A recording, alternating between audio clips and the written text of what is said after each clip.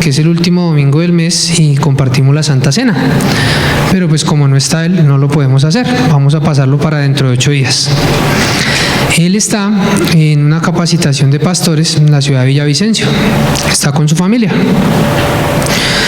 Y pues me da el privilegio de que en esta mañana les comparta pues lo que corresponde para el día de hoy. Entonces, antes de comenzar, quisiera hacer como un pequeño resumen de lo que hemos visto hasta hoy en el libro de Esdras. Les comentaba ahorita hace un rato los títulos del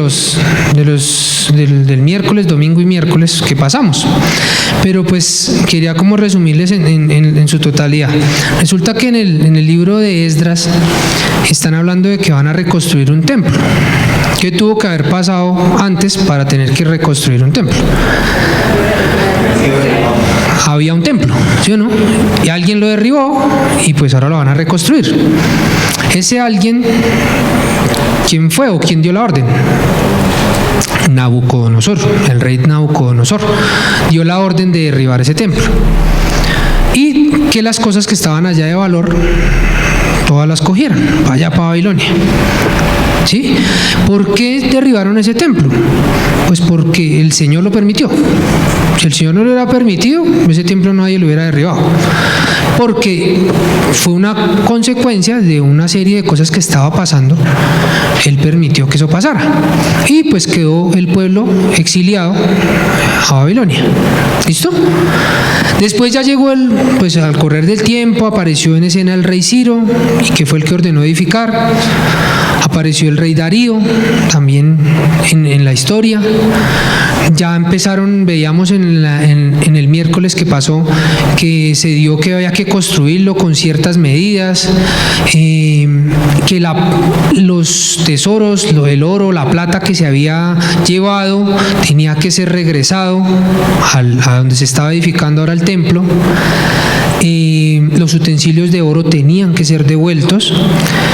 Pero había alguien que era un gobernador que estaba al otro lado del río, ¿se acuerdan cómo se llama? Tayat, creo que es que se llamaba. Entonces él empezó, pero bueno, ustedes ¿a son de quiénes que están construyendo ahí? Empezó a preguntar, ¿cierto? Y hasta que encontraron pues la carta en donde decía, no, mire, la orden es esta, hay que construir esto. Más bien usted tienes que ayudar con recursos para la construcción. También lo decía en la carta. Tiene que dar tributo para que continúe la construcción.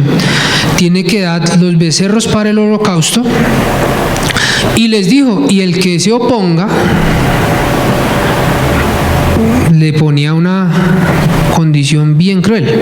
Tenían que empalarlo al que se opusiera, y fuera de empalarlo le destruían su casa. Entonces ahí verá usted si se quiere oponer a esa construcción, porque le va a ir mal. ¿Listo? Creo que todos saben qué es empalarse. ¿Sí? Listo. No entremos en detalles. También le decía, bueno, tiene que al final tiene que dar 100 becerros, tiene que dar 200 carneros, 400 corderos, 12 machos cabríos para la expiación de Israel, según las 12 tribus. Y bueno, ahí encontrábamos que el plan de Dios se cumple, así se demore, porque pues encontramos que había una oposición, encontramos que hay oposiciones sutiles y de frente, que es mejor la de frente que la sutil, porque pues la podemos contener, mientras que la sutil se nos camufla y resultamos haciendo las cosas tal vez sin querer. ¿Sí? Si yo los invito, camine a robar, pues yo creo que me dicen que no, pues espero que me digan que no. Pero si de pronto les paso para ir 2.000, 5.000 y a poquitos, pues me lo reciben de pronto más fácil, pero pues a la final ustedes no saben de dónde está esa plata, podemos estar robando y los puedo llevar de una manera sutil a hacer lo que de frente no son capaces o no queremos hacer. ¿Listo? Ese es como el resumen hasta acá. Dice que hoy llegamos a la segunda gran división de este pequeño libro de Esdras. Resulta que hasta este momento, ¿quién ha sido el que ha aparecido dirigiendo estas obras? Zorobabel. ¿Listo? Vimos en los primeros 6 capítulos el regreso de Jerusalén a Jerusalén desde Babilonia, que fue bajo la dirección de Zorobabel. Hasta el momento Esdras no ha aparecido sino en el título del libro, no más. ¿Listo? ¿Cuántas personas se devolvieron de Babilonia a Jerusalén con Zorobabel? Entonces los apuntes dice que alrededor de 50,000 personas regresaron en esa primera oportunidad. Dicen que hay un tiempo grande entre el capítulo 6 y el capítulo 7 de Esdras. No me lo supieron decir o no lo encontramos exactamente, pero sí dijeron que la construcción del templo se terminó en el año 515 a.C., para el que toma apuntes. Y el regreso de Esdras no fue sino hasta el año 458. ¿Qué quiere decir? Que después de construido el templo ya terminado, 57 años después fue que Esdras regresó de Babilonia a Jerusalén. ¿Listo? ¿Hasta ahí? ¿Claros? Desde el capítulo 7 al 10 describe el segundo regreso de los exiliados provenientes de Babilonia, ahora sí bajo el liderazgo de Esdras. Hay unas cifras del tiempo que demoraron allá, pero pues lo que se sabe es que van a regresar. Ya hay un grupo allá y el otro que va allá. Dicen, más adelante les digo eso. Entonces en este momento les voy a pedir el favor que oremos para ya entrar en materia. Señor, gracias por esta oportunidad que me das de compartir en esta mañana. Te pido que no sea palabra de hombre, Señor, sino tu mismo Espíritu Santo guiándonos para poder en esta mañana aprender un poco más de tu palabra. Gracias por esta oportunidad que nos das de estar acá. Tú tienes un propósito y sabes por qué estamos aquí en esta mañana. Te ponemos este tiempo en tus manos y todo te lo pedimos y te lo damos gracias por intermedio de tu Hijo amado Jesucristo. Amén. Voy con el título. Pregunta: ¿estoy preparando mi corazón? Y lo vamos a ver en Esdras 7, del 1 al 10. Así que en esta mañana veo varios de mis compañeros Moisés acá. Les pido que tomen su Biblia en la mano y les voy a pedir el favor a algunos que me colaboren. ¿Listo? Mis amigos Moisés. Estoy preparando mi corazón. Vamos a leer en este momento del 1 al 5. Fredicillo, ¿me puede ayudar? Freddy Guzmán, porfa. Del 1 al 5. Un momento. Si de pronto le digo deténgase, me hace el favor y se detiene. Y no se pone bravo a ninguno de los que le va a pedir el favor. Y continuamos. ¿Listo? Porfa, del 1 al 5. Pasadas estas cosas del reinado de Artajerjes. Stop. ¿Pasadas cuáles cosas? Las reconstrucciones de lo que veníamos como hablando. ¿Listo? El resumen que se hizo al principio. Gracias. ¿Ahí estaba el rey qué? Artajerjes era el rey de Persia. ¿Listo? ¿Hasta ahí claro? Bien, continuemos. Esdras, hijo de Saraías, hijo de Azarías, hijo de Hilcías, hijo de Salum, hijo de Sodok, hijo de Ahitob, hijo de Amarías, hijo de Azarías, hijo de Meriot, hijo de Seraías, hijo de Uzi, hijo de Buki, hijo de Abisua, hijo de Finés, hijo de Eleazar, hijo de Aarón, primer sacerdote. Esto. ¿Para qué necesitamos saber todo de poco de nombres? En números, a veces aparece un listado de nombres, un listado de muertos. Bueno, en este caso es nombres. ¿Por qué es importante en este momento esa cantidad de nombres? ¿A quién se le ocurre algo? Para saber qué era la descendencia de Aarón. porque estamos mirando la relación de parentesco que tiene el señor Esdras con el señor Aarón. ¿Listo? Porque es importante. Resulta que pues Esdras es el hijo, el papá Serarías, el abuelito Azarías, el bisabuelo Sadum. ¿Quién sabe qué sigue después de abuelo, bisabuelo, tatarabuelo? Tatara, ¿cierto? Un tatara más es el que sigue, otro tatara más es el que sigue, y pues ahí uno tiene que mirar cuál es el número. No, está mal. ¿Por qué? Yo tampoco sabía, pero pues si aprendemos eso hoy, ganancia. Resulta que va padre, abuelo, bisabuelo, tatarabuelo y abuelito cuarto. Como este era el papá, abuelito 1, 2, 3, abuelito cuarto. Si ustedes se ponen a mirar uno tras de otro, vamos a llegar hasta Aarón. Aarón viene siendo el 15. Entonces, ¿cómo se diría? Abuelito. ¿Cómo? 15avo. ¿Quién da más? 15º podría ser, ¿no? Les explico, también investigué. La tercera generación no era la 16ava. Ya pasó un poco de tiempo. Bueno, entonces les explico. No se dice 15avo. Después de 10, el avo solo se utiliza para cuando termina en 8. 18avo. 28avo, 38avo. De resto se dice es 15º, 16º, 17º. Así encontré que decía en el diccionario. ¿Listo? Entonces sabemos que él proviene de tatarabuelito, perdón, el 15º abuelito, que era sacerdote. Él viene a ser sacerdote por descendencia. ¿Listo? Entonces no es ningún aparecido el señor Esdras. El señor viene, tiene su linaje, tiene su relación de parentesco buena. ¿Listo? Importante saber eso. Como importante para nosotros, pues en estos días sabemos que si nosotros los hombres tenemos un hijo varón, el apellido continúa, ¿cierto? Pero si tenemos una hija mujer, el apellido, así tenga un hijo varón, se va a perder, porque se pone en Colombia, se pone el primer apellido, el del hombre, el del papá, y después el de la mamá. No sé si así sea en el resto del mundo, pero nuestro apellido tiende a desaparecer si no tenemos hijos varones. ¿Listo?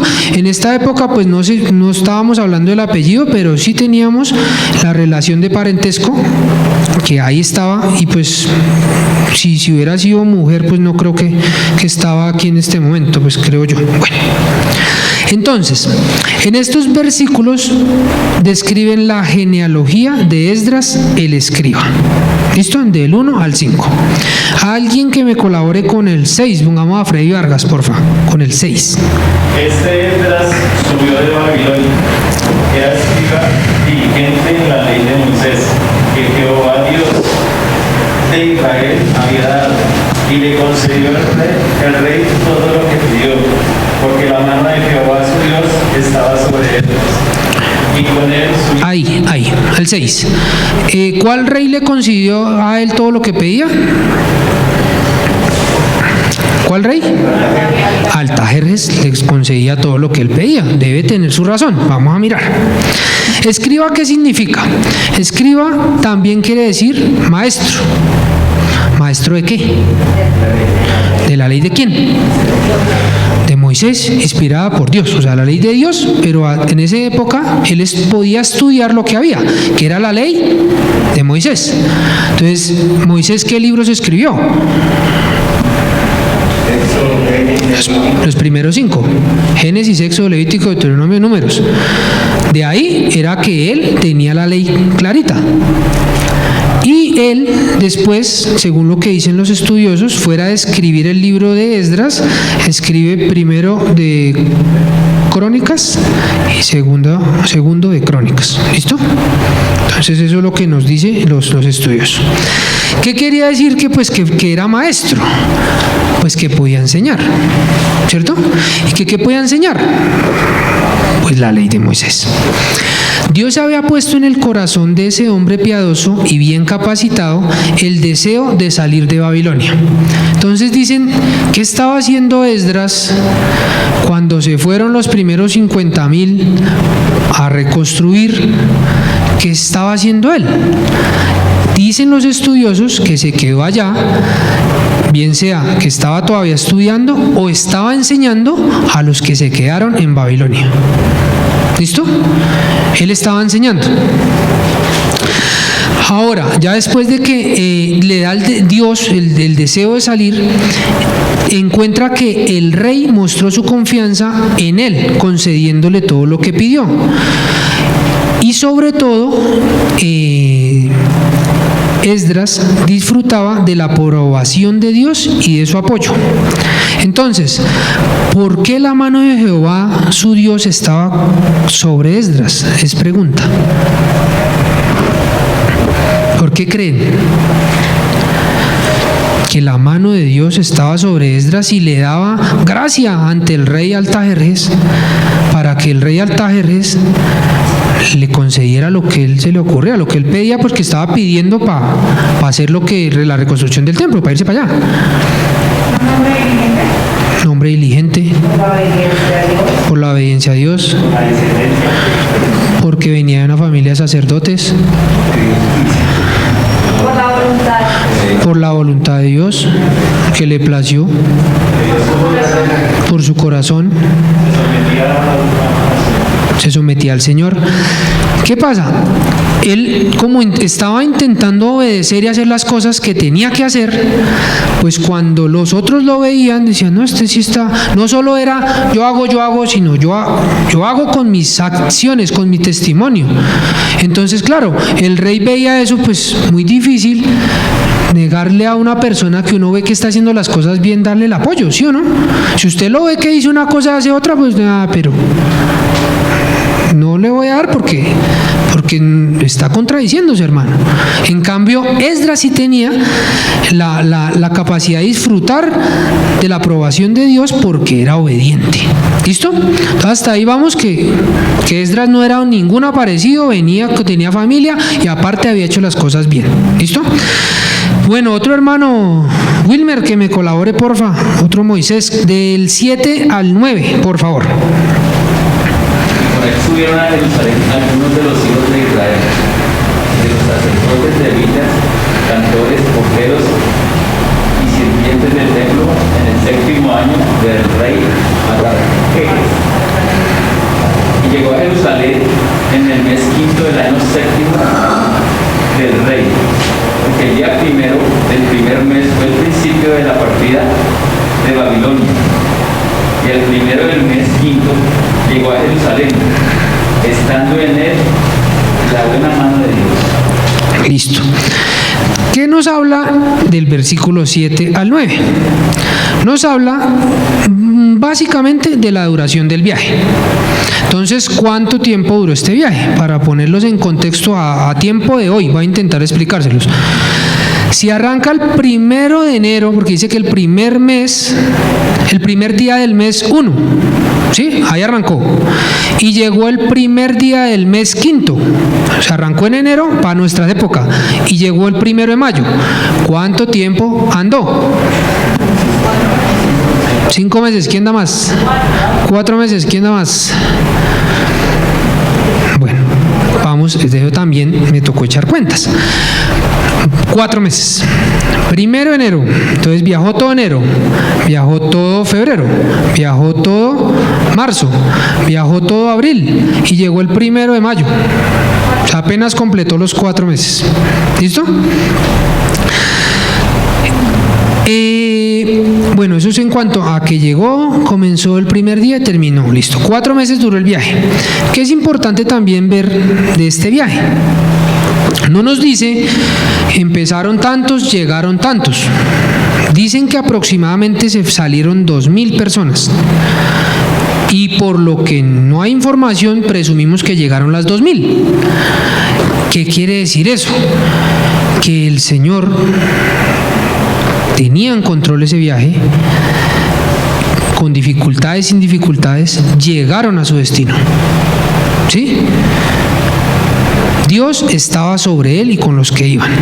Ahí vemos el cuidado de Dios que tiene por sus siervos.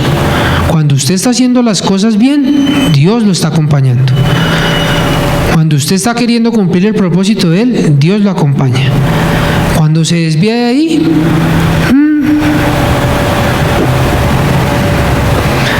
entonces podemos ver que fuera de los números del tiempo, vemos que la buena mano de Dios estaba con él y estaba apoyando 100% ese viaje. Hasta ahí creo que vamos claros. Ahora vamos con el versículo 10. ¿Qué otro hermano Moisés me ayuda? ¿Quién dijo yo? Don Ricardo. Don Ricardo, hágale el 10. Porque Esdras había preparado su corazón para cumplir la ley de Jehová y para cumplir y para enseñar en Israel sus estatutos y decretos. Muy bien, muchas gracias. En este último versículo que vamos a hablar el día de hoy, ¿qué ven? ¿Qué se habla en ese versículo 10? Voy a leerlo yo otra vez. Porque Esdras habría preparado su corazón para inquirir la ley de Jehová y para cumplirla y para enseñar en Israel sus estatutos y decretos. Muestra el corazón de Esdras. Muestra el corazón de Esdras.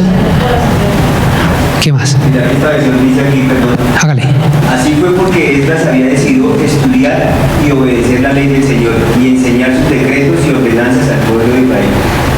Listo, queda un poquito más claro, ¿sí o no? Yo le titulé ese pedacito, ese era el propósito del viaje. El propósito del viaje para Esdras, porque si recordamos, había otro propósito para Zorobabel. ¿Cuál era el propósito para Zorobabel? ¿Construir qué? No. Los muros no. El templo, los cimientos, el altar. Eso era lo que él iba a construir. Entonces dice, el propósito de Zorobabel era bien claro: regresar de Babilonia a Jerusalén para reedificar la casa de Dios. Y lo cumplió muy bien porque él es un duro, porque es un excelente constructor y porque se fajó. ¿Sí? Entonces, ¿por qué?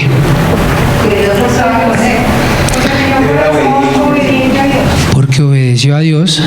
Y yo tengo acá, él lo cumplió con la ayuda de Dios. Muy seguramente si no hubiera tenido la ayuda de Dios, no había logrado su propósito. Entonces el propósito de Zorobabel está claro, ¿cuál era? Ese, construir, y lo logró. Que hubo oposición, que se demoró, que a veces nosotros tenemos el propósito de Dios, para nosotros es uno, pero nosotros por nuestra desobediencia, por nuestro pataleta, por nuestra rebeldía, se nos demoró. Pero lo que yo sí tengo claro es que el propósito de Dios se cumple o se cumple. ¿Listo? Bueno, hasta ahí tenemos claro el propósito de Zorobabel. Resulta que también había un personaje que se llamaba Nehemías y era contemporáneo de Esdras. No sé si alguno haya leído la historia de Nehemías, pero él también tenía un propósito con respecto a la reconstrucción. ¿Alguno sabe cuál era? Levantar los muros, correcto. Nehemías fue contemporáneo de Esdras, también tenía un propósito firme, el regresar para levantar el muro. Y tuvo éxito porque era un excelente arquitecto, era un excelente ruso, bueno, llamo yo un excelente trabajador. ¿Por qué tuvo éxito él?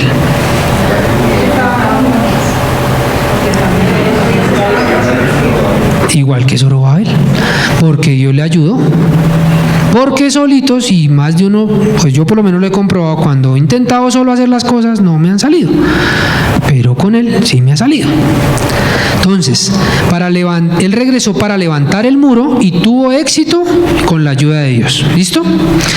Ahora sí ya sabemos qué fue el propósito de Zorobabel y el propósito de Nehemías, para el que no sabía, ¿cuál será el propósito de Esdras de venirse a Paca con 2000? Enseñar la palabra a los... Enseñar la palabra. Bien, ¿alguien da más? El propósito de los otros dos personajes era físico. Usted puede ir a tocar el templo, puede ir a tocar el muro, puede ir a tocar la pared. Si llegaba aquí, pues tocaba mirar por dónde pasar porque estaba la pared, ¿cierto? Era algo tangible, material. Pero Esdras no tenía en mente una construcción material. Él sí iba a construir. Pero su meta era la edificación espiritual. Por eso dice que Esdras había preparado su corazón para inquirir, el significado del diccionario es tratar de llegar al conocimiento de. Esdras se había preparado su corazón para inquirir, tratar de llegar al conocimiento de la ley de Jehová, para cumplirla y para enseñarla en Israel, sus estatutos y decretos. Entonces, él tenía un propósito claro. Y claramente no lo iba a cumplir él solo. Al igual que don Zorobabel y don Nehemías, necesitaba de la ayuda de Dios, que ya lo habíamos visto en el versículo 5, que la tenía, porque aparte pues al rey vio que sí la tenía y por eso le daba los recursos, por eso le daba las posibilidades. Entonces, él con la ayuda de Dios iba a hacer esa edificación espiritual. ¿Sí? Él se había quedado allá estudiando, se había quedado allá dándole la palabra, pero ya vio que era el momento de volver a Jerusalén y allá edificar, pero espiritualmente a las personas. En ese versículo básicamente se concentra la importancia de esta palabra del día de hoy. Quisiera preguntarles, yo aquí tengo más o menos unas 4 o 5 aplicaciones, pero no sé si a estas alturas alguno tenga una aplicación para aportarnos en esta mañana. Tengo una señalada como de alumbrar. Como muy buen ejemplo de pues ahí me disculpa tu merced. Yo creo que un claro ejemplo es el suyo. Porque hoy mi Dios lo colocó a usted como a Esdras. Cuando usted le dijeron que viniera a darnos la palabra, ¿usted qué le tocó hacer? Usted le tocó prepararse, le tocó abrir su corazón. ¿Para qué? ¿Para qué abrir su corazón? Pues para poder explicarles. Para poder enseñar la palabra de Dios. Un claro ejemplo que yo estudio el día de hoy. Bueno, muchas gracias. ¿Alguno tiene algún otro ejemplo que pudiéramos utilizar en esta mañana o una aplicación? Tú. Cada uno de nosotros tenemos propósitos diferentes en el Señor. Sí. Él nos ve nuestra capacidad, nuestro corazón, nuestra obediencia, y respecto a eso nos acompaña y nos conforta y nos reconforta a seguir ese propósito. Cada uno tenemos un propósito, ¿cierto? Nosotros podemos ser, yo conozco aquí una maestra, una profesora, mi hermana. No sé si hay más, puede que haya. Y pues su función es enseñar pues, a los niños. Pero nosotros como padres también tenemos una función de maestros a nuestros hijos. Ahora pues en la palabra pues más, pero tenemos que guiarlos. Hay algunos subalternos que hay que explicarles las cosas.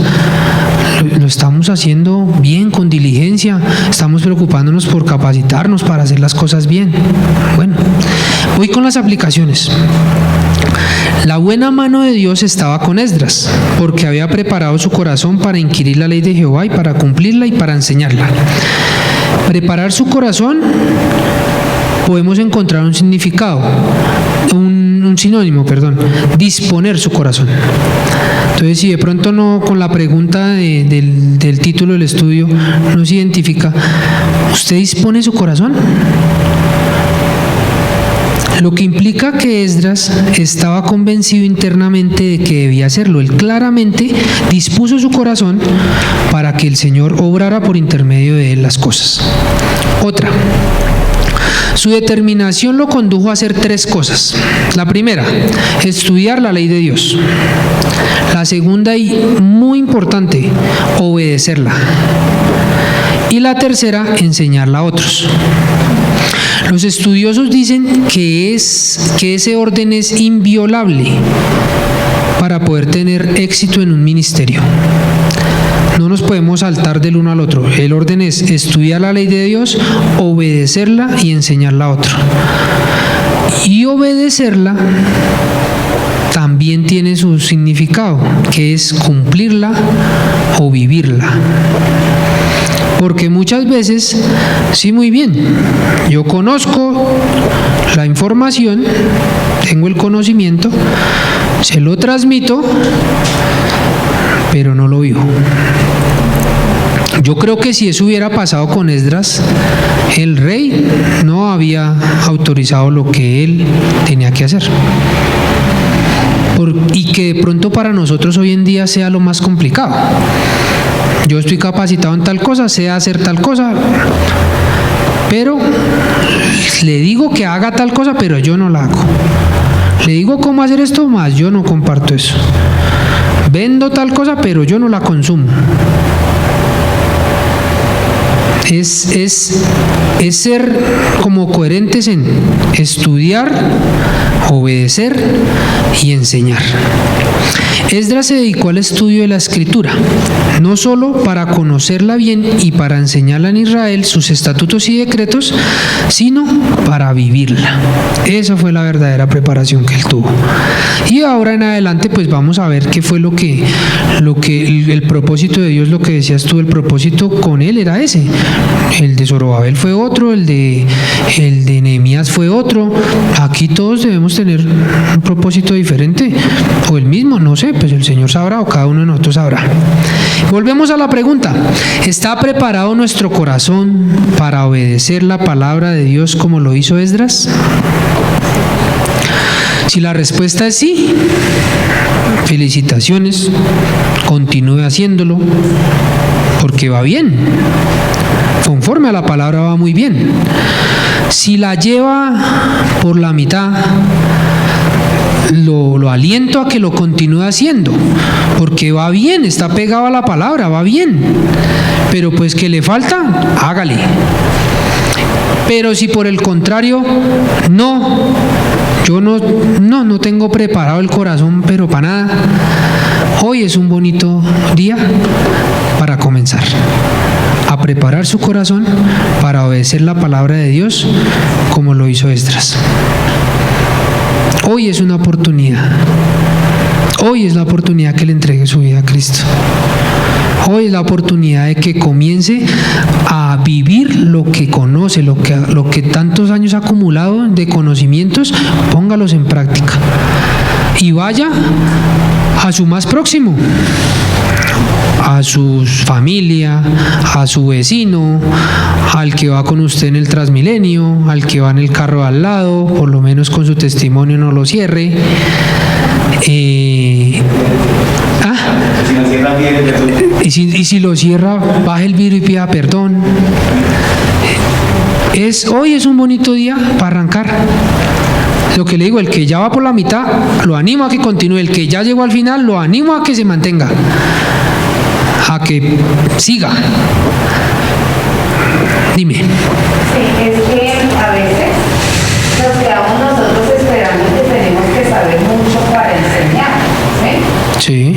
Y yo creo que la palabra del Señor nos muestra que a medida que voy aprendiendo algo, sea poco, ese poco que aprendo, obedezco, porque pues es la secuencia que tú nos estás dando, aprendo eso, lo obedezco y lo enseño. Pero muchos no hemos ido a veces a enseñar porque no me sé todo, es que yo no me sé nada. Estamos esperando a sabernos toda la Biblia. Para ir a enseñar, y tenemos por lo menos el testimonio de la mujer samaritana, que lo poquito que compartió con el Señor Jesucristo, ella lo obedeció. Y lo obedeció y pues lo compartió el mismo día. Entonces, a veces yo me he preparado mi corazón para obedecer e ir a enseñar. A veces solo para escuchar, para estudiar, para aprender. Entonces, esta sea una bonita oportunidad para que lo poco que yo voy aprendiendo lo ponga en práctica, pero que lo vaya enseñando. Porque pues eso es lo que... Listo, válido, ¿sí o no? Muchas veces esperamos, no, pues que yo como no me sé la Biblia, no, pues ya que se la aprenda. Difícil, pero si me sé el versiculito, si le entendí en algo, Esdras del 1 al 10, Esdras 7 del 1 al 10, ahí tengo algo que compartirle a mi vecino, a mi próximo. Y algo se le quedará también en la cabeza. Y fui maestro y le enseñé lo que aprendí. Ahora que si se lo enseño con mi testimonio, o yo soy el único que ha escuchado, yo no quiero ser cristiano porque para ser como él, no. Mejor no soy nada.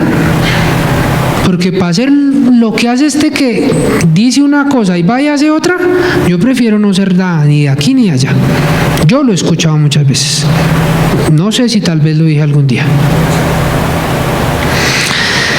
Bueno, quiero terminar en esta mañana dejándoles un salmo, Salmo 51:10. Si alguno quiere apuntarlo o simplemente lo voy a compartir. Crea en mí, oh Dios, un corazón limpio y renueva un espíritu recto dentro de mí. Crea en mí, oh Dios, un corazón limpio y renueva un espíritu recto dentro de mí. Oremos. Señor, te damos muchas gracias por esa magnífica oportunidad, este privilegio que nos